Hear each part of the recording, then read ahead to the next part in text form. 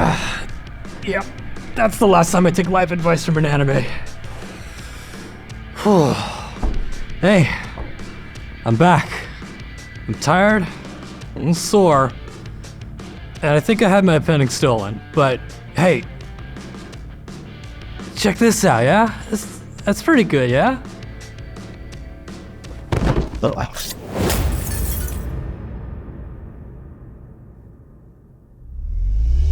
Well, welcome back to World Arena Roundup, and I just have to say, I am blown away by how much has happened in these past couple of months. From the crazy new hero releases, to the balance adjustments that have brought many heroes back into the spotlight, I am absolutely looking forward to seeing what clips you have in store for this episode. So, without further ado, let's see what you, the community, had to show for us. You know, I'm a huge fan of big numbers and big damage, and I saw them quite a bit when farming Banshee over the buff weekend, but how about in PvP though? Well, that's what Durian IRL shows us in our first clip. Check out their draft that's aiming to focus most of its damage output from Little Queen Charlotte, or LQC for short. Durian aims to deal some massive damage before their opponent can knock LQC out. LQC is a light warrior whose specialty is obliterating dark element heroes. If she targets a dark hero with her skill 3, it'll deal even more damage and cause an explosion that hits all other enemies as well. This is why you'll see LQC with the 4-star warrior artifact, Hellcutter, which increases critical hit chance and attack when any other unit takes a turn, and this resets once the user attacks. To synergize, building this hero with low speed can ensure that Hellcutter will build up and let her deal some crazy damage. Throughout the match, LQC doesn't get a chance to fight because she's been stunned too much by their opponent. And remember what I said about Hellcutter resetting when the user attacks? Well, since she's been unable to attack, Hellcutter has built up to a whopping 40 stacks. That's an 160% increase in attack. Finally, an opening is made. Amelia uses her skill 2 to push LQC up and grants her an additional attack boost, and LQC lets it rip. 54,000 damage with damage sharing in play. And the splash damage from hitting a dark target? BAM! There goes everyone. Let's just say everyone. For our second clip, we've got Redos, who shows off the potential of a pretty uncommon hero. So, joining alongside Ran, Bihu, and Navy Captain Landy, we have the 3-star hero, Ort. As an Earth Thief, Ort has a pretty neat glass cannon design that revolves around being kept safe until her turn is taken.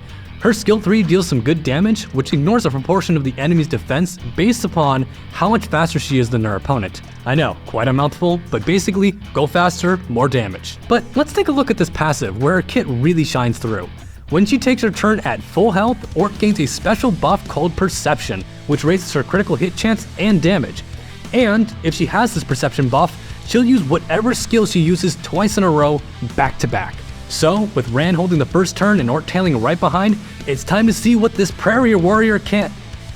Warrior. But she's a thief, you know? Roll the clip. Ran's skill 3 does a decent chunk of damage and sets up a perfect opening for Ort to sweep in and clean up. So here she comes, swooping in to buy one and get one free. Bihu steps in and seals the deal by wiping out Lone Crescent Bellona.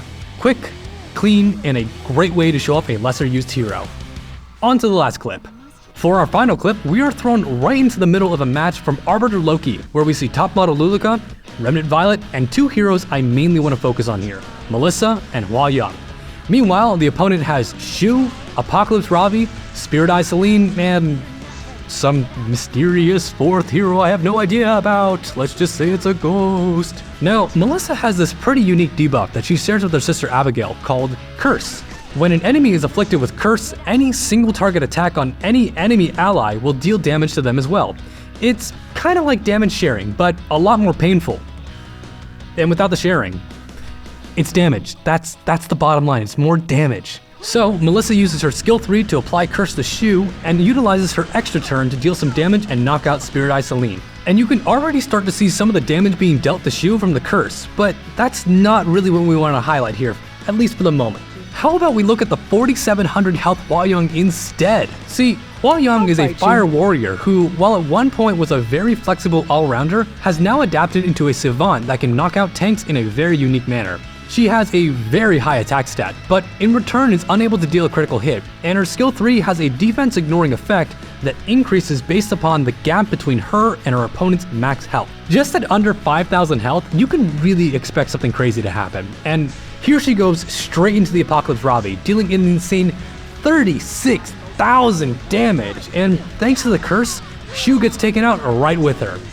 You've got to imagine the kind of confidence needed to bring in a hero that's going to get knocked out by a slight breeze, but the payoff is very well worth it here. Awesome stuff here from Arbiter Loki, Redos, and Durian. Thank you all for your amazing submissions this episode. Well, that about wraps things up for this episode here. If you'd like to submit your own replay for a chance to be featured and to receive 3 leaves per episode you submit to, check out the link in the comments and description down below. So as always, it's your guy Gimmick, and I'll see you all in the next episode. Peace and war. We are the